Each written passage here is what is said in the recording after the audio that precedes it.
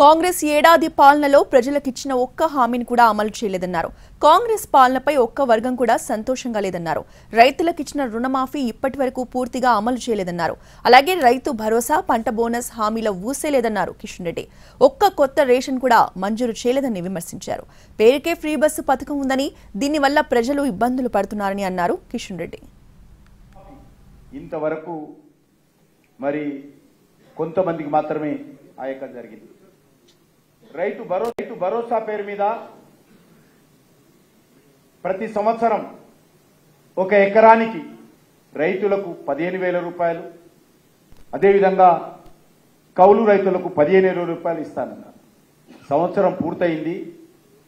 పాత పథకాలు ఏమైనాయో తెలియదు, కానీ రైతు భరోసా రాలేదు. ఈ యొక్క 10 పంటలకు రూపాయల బోనస్ ఇస్తామని మేనిఫెస్టోలో ప్రకటించారు. సంవత్సరం పూర్తయిపోతుంది. ఇస్తారా, ఇవ్వరా? మరి వరిలాగానే వీటి కూడా కొర్రీలు పెడతారా?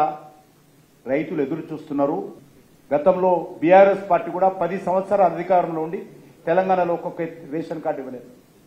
సమైక్య ఆంధ్రప్రదేశ్లో కాంగ్రెస్ పార్టీ ఆ రోజు ఉన్నటువంటి ప్రభుత్వం ఇచ్చినటువంటి రేషన్ కార్డు ఈ రోజు వరకు ఉంది. తెలంగాణ వచ్చిన తర్వాత అదే కార్డులు పనిచేస్తా ఉన్నాయి.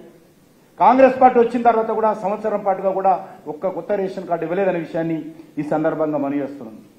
ఆ గవర్నమెంట్ ఆర్టీసీ బస్సులు ఇంతకుముందు 10 ట్రిప్పులు తిరిగితే ఈ యొక్క ఫ్రీ బస్సు వచ్చిన తర్వాత 2 ట్రిప్పులే జరుగుతూ ఉంది.